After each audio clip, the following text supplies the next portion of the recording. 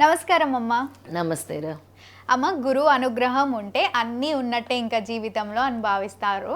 So ముందుగా ప్రత్యేకంగా అంటే చదువు బాగా నోటికి అబ్బుతుంది, అలానే జాబ్ కూడా ఈజీగా వస్తుంది, అతి శీఘ్రంగా వస్తుంది అని అంటారు.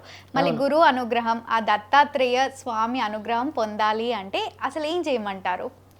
అలానే గవర్నమెంట్ జాబ్ రావాలి, కాంపిటేటివ్ ఎగ్జామ్స్లో సక్సెస్ అయ్యి గవర్నమెంట్ జాబ్ పొందాలి అంటే ఏదైనా పరిహారాలు ఉంటాయా? తప్పకుండా ఉంటాయి. దత్తాత్రేయ స్వామి ఆరాధన చాలా ఇంపార్టెంట్. పిల్లలకు కూడా చిన్నప్పటి నుంచి, చిన్నతనం నుంచి, స్కూల్కి వెళ్ళేటప్పటి నుంచి కూడా జ్ఞానాన్ని ఇచ్చేది దత్తాత్రేయ స్వామి. మనకి సరైన జ్ఞానాన్ని పిల్లలకి ఇచ్చేది, విద్యా బుద్ధులు అందించేది కూడా దత్తాత్రేయ స్వామి. అందుకే పిల్లలకి ముందుగా స్వామిని ఆరాధించడం నేర్పించాలి. స్వామికి ప్రతిరోజు స్కూల్కి వెళ్ళేటప్పుడు నమస్కారం చేసుకొని వెళ్ళండి. ఎక్కువగా పెద్దగా చదవకపోయినా జై గురుదత్త, శ్రీ గురుదత్త అనండి అనేది నేర్పించాలన్నమాట. గురుదత్త గురుదత్త అన్నా కూడా చిన్న మంత్రంతో స్టార్ట్ చేయాలి పిల్లలకి. తర్వాత కాంపిటేటివ్ ఎగ్జామ్స్ అనేది అంటే నాకేం గుర్తొచ్చిందంటే, పవన్ దత్త అని ఉండేవాడు. తను ఫస్ట్ వాళ్ళ నాన్నగారు చెప్పినప్పుడు దత్తాత్రేయ స్వామి గురించి నమ్మలేదు. తర్వాత తను గానగాపూర్ వెళ్ళి అక్కడ యొక్క శక్తి మహిమ తెలుసుకొని తను గురుచరిత్ర పారాయణం చేసిన తర్వాత తను ఐఏఎస్ అయ్యాడు. తన ఇంటర్వ్యూస్ కూడా ఉంటాయి.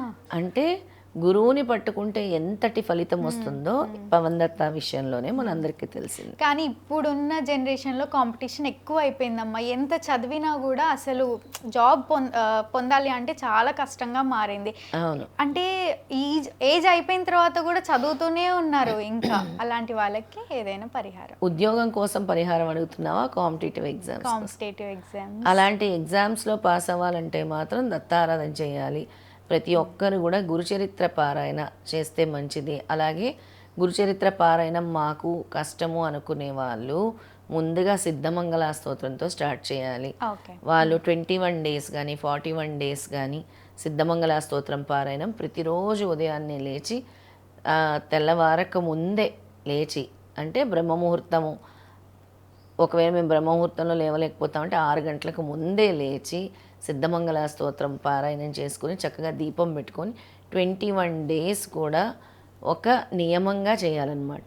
అప్పుడు వాళ్ళు రాసే కాంపిటేటివ్ ఎగ్జామ్స్లో సక్సెస్ అవుతారు. నమ్మకంతో చేయాలి. మాకు ఎంత చేసినా రిజల్ట్ రావట్లేదు అంటే ఖచ్చితంగా నమ్మకంతో చేయాలి.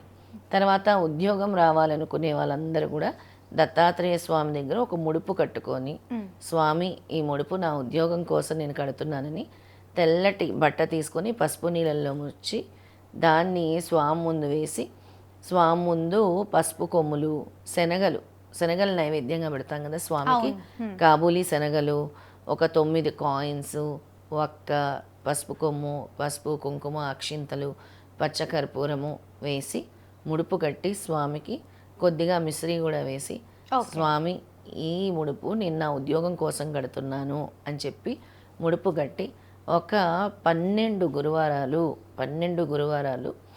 వాళ్ళు ప్రతిరోజు కూడా, అంటే స్వామి ఆరాధన చేస్తూ గురువారాలు మన కాబూలీ శనగల మాల గుచ్చి దత్తాత్రేయ స్వామి ఆలయంలో స్వామికి వేయాలి.